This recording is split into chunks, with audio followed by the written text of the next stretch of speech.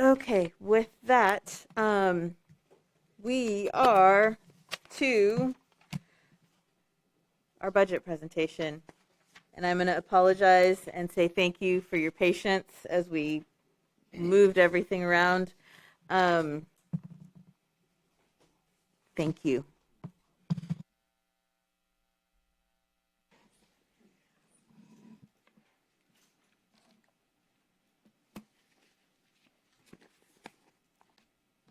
Good evening, everyone. Kerri Lang, the Director of Budget and Organizational Excellence, and I'm here to give you all a brief overview on the budget process and the budget as it stands for amended fiscal year 26 and the planned budget for fiscal year 27 for our public safety departments. I think there was a question or a request to talk about the budget process. And this calendar, we put up something similar every year, but this is the general process that we have for developing the budget for each fiscal year. I'll tell you that we just did the kickoff, which is our internal kickoff, where we started getting information from departments. That happened about 2 weeks ago. So we are very early in the process right now. We are still gathering information from departments. We're still analyzing revenue to date to see what we anticipate revenue being for the general fund in particular in the next fiscal year. And in this process, we also have we will also have a conversation with council to kind of talk about their priorities. So we're you caught me in the very, very beginning. So I'm happy to answer any questions about where we are, what this process looks like. In general, we will be sending communication to all boards and commissions in the next week or two to give some instruction on the boards and commission recommendations. Those are due by the end of March. It's something that we've done every year, asking you, the boards and commissions, to think through the information they've heard from departments or from the community over the last year and make their recommendations on what you all would like to see in fiscal year 27's budget. Also, with that, though, understanding that a couple of years ago, the city transitioned to a 2-year budget where we get the approved budget for 1 year and balance the planned budget for the next year. So for fiscal year 27, and I'll talk about that a little bit more in the next slides, we already have what we kind of plan the budget to look like for fiscal year 27. That is contingent, of course, on our revenue continuing as we projected, and then looking at what other potential expenditures that we were not aware of that may come up between now and then. We will do a financial forecast in April. That financial forecast gives us a high-level overview, will give the council a high-level overview of what we're anticipating in for revenue primarily, and then talk about some of the baseline cost drivers that we have for fiscal year 27 and throughout the forecast. And when we talk about baseline cost drivers, we talk about things like insurance increases, wage changes, contractual obligations that we have to make sure that we are prepared for, pension payments, things like that. So those are our baselines that we look at. And then from there in April, when we have that conversation, we go away and get as much revenue information as we can and start crafting the budget for fiscal year 27, planned budget for fiscal year 28. And you'll see that you have the opportunity. There are tons of opportunities. We'll present the budget on July 16th, and then there's a number of opportunities for community input, for commissions and boards to give their recommendations. And I'll also note, I don't have it on here, but right now there is a plan for the city manager to do some town halls in the end of February, March, and April. And we're working with our communications and engagement office to make sure that those are put on the schedule and publicized as we get those dates finalized. So this is the general fund budget, a $1.5 billion budget for the general fund. It shows all of the departments' expenses, as well as our interdepartmental charges or transfers and other. When we show this wheel the way that it is on the outside, those are our expenditures, so those are the uses of the funds. The internal circle shows our sources. So you'll see property tax is 48.1%, sales tax 24.2%. Utility transfers, those are transfers in from Austin Water and Austin Energy. And then other revenue includes things like EMS services, the medical bills that we charge for or get reimbursed for EMS, as well as parks, recreation, fees to participate in some of those. So those are some of the things that are included in other revenue.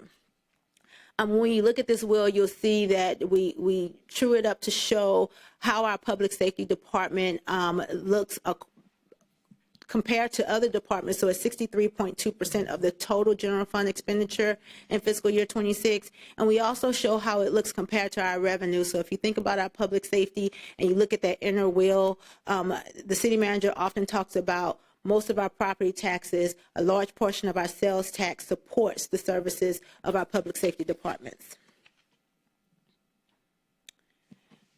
This slide here talks about the current budget, fiscal year 6 amended, and the planned budget for fiscal year 27. It gives a breakdown of our 3 public safety departments, appropriated budgets, as well as their sworn FTE count and their civilian FTE count.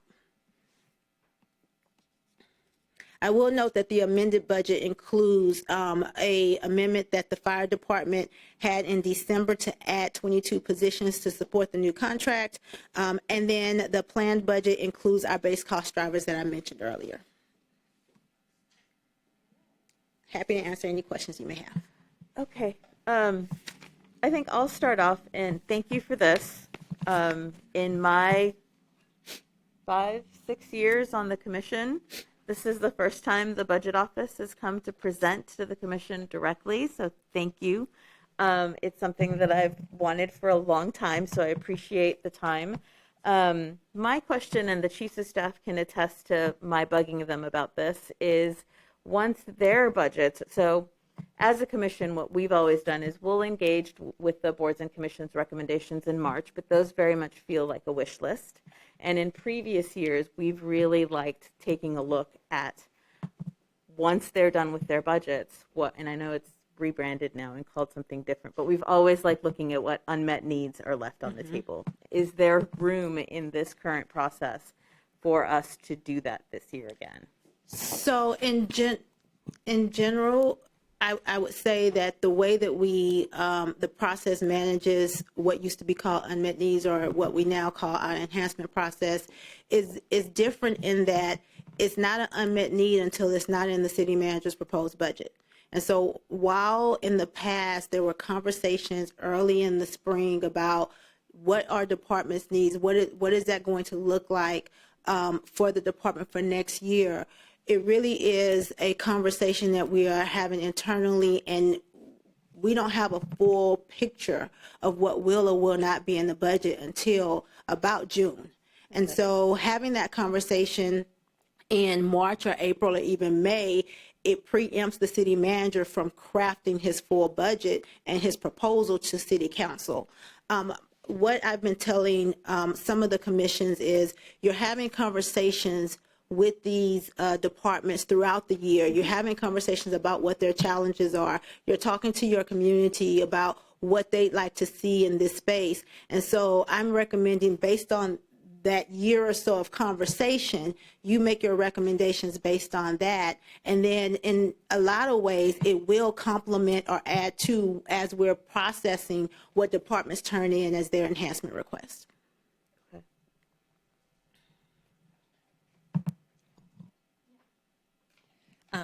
Yes, thank you very much for being here. And I apologize. This is definitely a budget-related question, but I'm not sure it's a budget department question. Okay. I'm not surprised, looking at the use of the funds, that the public safety agencies are over 60% of the budget. I am curious, because of that, what efforts the city makes to audit the efficiency of the public safety agencies and how they use funds. And I would say you probably start with the police and then go to fire, because I know enough about EMS to know that, first of all, they significantly self-fund. But so I'll say this: EMS does bring in a large amount of revenue. About 46% of their total operating budget. But when we look at departments, and we've started several processes within the city where we are looking at not only our shared services, so how we, providing HR services across the city, our finance or our communications functions or services. And as we do that, that is going to allow us to dive into departments a little bit more to see how departments are providing those services internally, as well as how we are structuring it corporately. And then beyond that, we have been charged with doing some deep dives in departments. And so actually my team is the team that oversees that function as well. And as we're doing planning for a department and then going back and assessing those spends, that is some work that we have begun. It will be it's going to be a cycle as we work through those things, and we're still developing what that cycle is now, because you think about the shared services that I mentioned, they hit every single department. Managing that first will be our first charge, and then we'll start digging into the departments specifically of their services. So I can't give you a timeline, but I do know that departmental assessments will be coming, as well as working with the auditor's office in a lot of ways, are using their guidance more so to see what areas we may need to focus on in the future years. Thank you. You're welcome. Anyone else? Yes, I'm trying to wrap my head a little bit around, as Chair Ramirez discussed, some of the changes in the process. So, as is now, with our recommendations being due March 31st, so for us that'll be our next meeting, first week of March. So, as opposed to a listing of the sort of traditional unmet needs as been in the previous years, the goal would be we would come and say, okay, EMS has some of these innovative programs that have been funded on pilot. We really think this is an important thing to maintain. We want to have this particular added, just as one example of something that came up. Is that the sort of sense of what we are supposed to be having, as opposed to getting a chance to see kind of what's there? Yeah, so the thought is that it may not be something very specific, and I'm going to pick on EMS because I used to work there. But so it may not be, EMS needs 10, 12 positions and a new ambulance. It may be a recommendation to increase services at EMS because you've seen or heard of a need in this particular service. And so that kind of recommendation will then allow us to go back to the department and say, what does this need? Can you help us understand what you need, department, to answer or to respond to this request? So that's how we recommend you move forward, because there may be some things that you have heard that throughout this year that may not completely align with what departments say are their needs internally. And so we want to take a look at both of those things. Okay.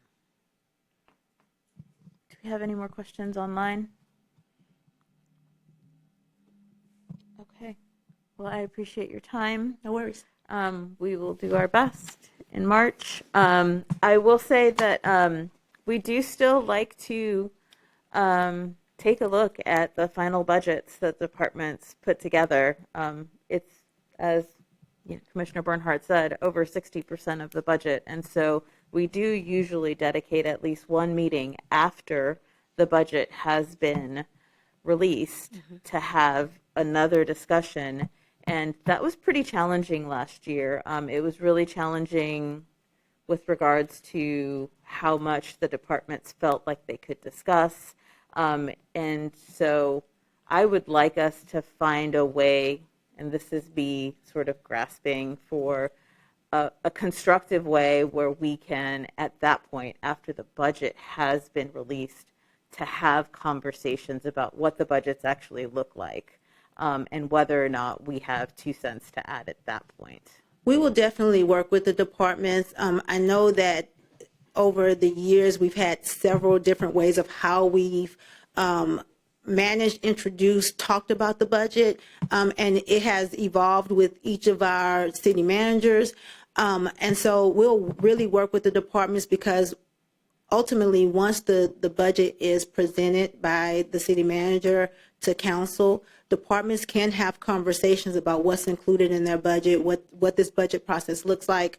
And so we'll work with them in the coming months to make sure that everyone's prepared for that. Yep, so that the community and the public can have an understanding of what's included and what's not. I think that's the point of that Definitely. that meeting that we have in July, June, August, whenever it is that we have it. It's about really creating some basis of understanding for the community with regards Definitely. to what's there, right? And I agree. And so whatever we can do to help have that conversation, I will also say I do a tour around Texas or around Austin anyway between July and August where we're having, I don't know, probably 9 or 10. Sometimes some of the districts have combined town halls, and usually in those meetings as well, we walk through exactly what's in each department's budget, what new things were added, if any, in each department's budget, but we'll make sure that we're coordinated to make sure that communication is available and is had as needed. Okay. I think what would also be useful for us coming is to kind of see what trade-offs were made. And I think just in terms of thinking about public trust and moving forward with budget, what were the options are made, what was done, what was not done, what are the cost drivers? For example, if you look at the fiscal year 26 to 27 planned budget and everything is going up, but we also know there's a lot of inflation drivers. And so I think for community members to have a good sense of like, okay, yes, the budget is more, here's why, here's what we would have liked to have done, here's the trade-offs that we made to maintain these levels of services, those types of things would be very helpful. Definitely. And I think we are growing and evolving. In the last several years, we began what we've called our, unmet needs or enhancement report, where we talk through or show the things that were added across departments, and then as well as the things that were requested that were not added in the budgets. And then this last year, we included our prioritization, which were some reductions or monies that were reduced from one space and added to the other. But I think having those conversations is helpful, and we'll make sure that we are available or have the departments available to make sure they answer those questions, or at least have that conversation. Thank you. Oh, thank you. All right. We are at 5:44, Commissioners, and we have time for 2 recommendations. We do. We will do this.